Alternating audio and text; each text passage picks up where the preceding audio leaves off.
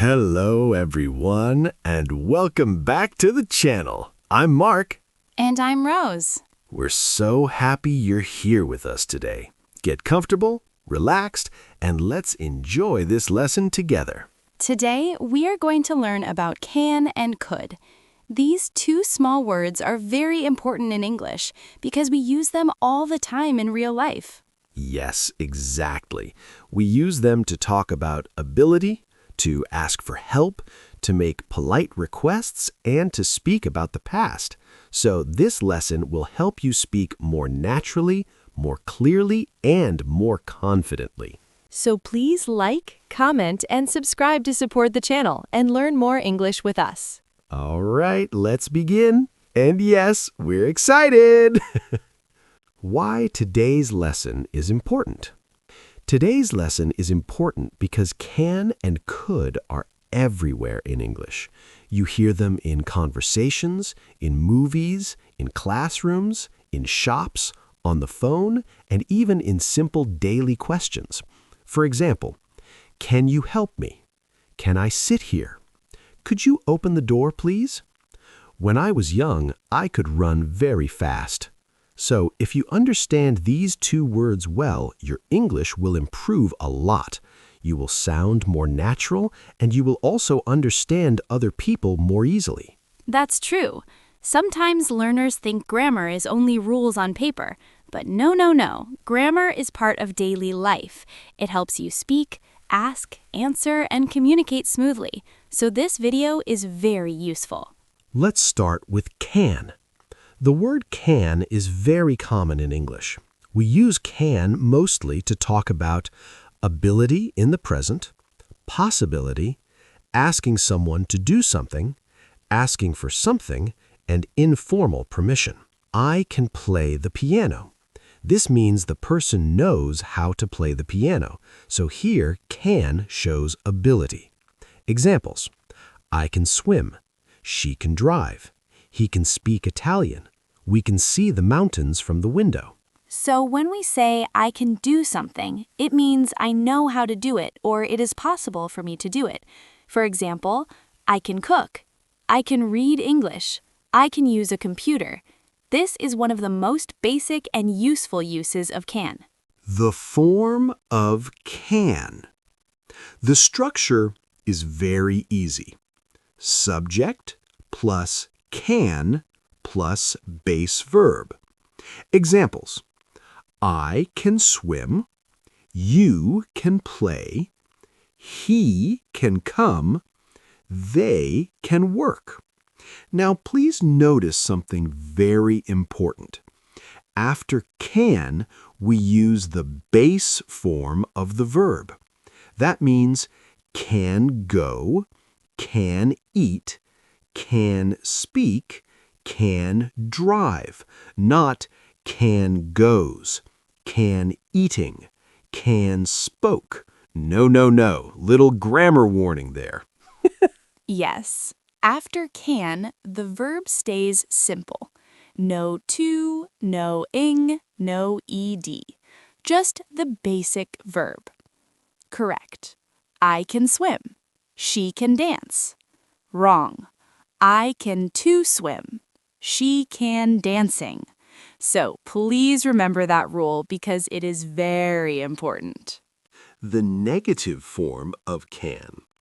The negative form is cannot or can't. Examples: I can't come to your party. She can't speak Spanish. He can't drive. We can't see anything. One example says, Sarah can speak Italian, but she can't speak Spanish.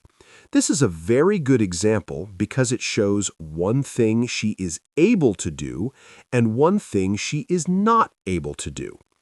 More examples. I can swim, but I can't dive. My brother can cook, but he can't bake. We can play football, but we can't play tennis very well. So, can't means not able, do not know how, or not possible. For example, I can't hear you. She can't open the window. They can't come today. Very useful, very common, and very natural. Questions with can. To make a question with can, we put can before the subject. Structure: can plus subject plus base verb. Examples: can you swim? Can she drive? Can they come? Can he play the piano? We see the question, can you swim? This is a simple and natural English question. And the answer can be, yes, I can, or no, I can't. But sometimes we give a longer answer, which sounds more natural and real. For example, can you swim? Yes, I can, but I'm not a very good swimmer. Or, can you cook? Yes, I can, but only simple meals. Or, can you run 10 kilometers? I can try, but maybe very slowly. So yes, short answers are fine, but longer answers sound more human and real. Can for requests. We also use can when we ask someone to do something. Examples: can you open the door, please? Can you help me? Can you wait a moment? Can you pass the salt? This is very common in daily life. Some situations clearly need this kind of language. Open, pass, turn off, give, borrow. So we can say, can you open the door, please? Can you pass the salt, please? Can you turn off the radio, please? Can you give me that book, please? These sentences are everywhere in real life. At home, at work, in class, in a restaurant, with friends, with family. So if you can use can you can communicate in many everyday situations. That is why this topic is so important. Now let's move to could. Now let's talk about could. The word could is also very useful. We often use it for 1. Ability in the past, 2. Polite requests, 3. Polite asking, sometimes possibility. One sentence: when I was young, I could run very fast. This means that in the past, the person had the ability to run very fast. So this is the basic difference. Can equals present, could equals past. Examples: when I was a child, I could climb trees. My grandmother could sing beautifully. He could swim when he was 5. We could play outside for hours. So, when you talk about your old abilities, your childhood or past situations, could is often the correct word. For example, I can drive now. I couldn't drive 10 years ago. That difference is very important. Negative form of could. The negative form is could not or couldn't. Examples are, I couldn't sleep last night. She couldn't understand English before. They couldn't come to the party. He couldn't open the door. Before Anna came to Britain, she couldn't understand much English. I was tired last night, but I couldn't sleep. I had a party last week, but Paul and Jenny couldn't come. These examples show clearly that couldn't talks about something not possible in the past. Compare these carefully. I can't sleep. is now. I couldn't sleep is in the past. She can't come is now. She couldn't come is in the past. That one small difference changes the time completely. Now here comes one of the most useful parts of the lesson. We use could to make requests more polite. Compare, can you open the door, please? To, could you open the door, please? Both are correct, but could sounds softer, gentler, and more polite. Could you open the door, please? This is very natural English. More examples. Could you help me, please? Could you wait a moment? Could you pass the salt? Could you turn off the music, please? If you are speaking to a stranger, a teacher, an older person, or in a formal situation, could is often better than can because it sounds more respectful. It is a small change, but it makes a big difference in tone. Could I for polite asking. We also use could I when we ask for something politely. Examples. Could I have a glass of water, please? Could I borrow your umbrella? Could I speak to Jerry, please? Could I ask a question? Compare, can I use your phone? Could I use your phone? The second one sounds more polite.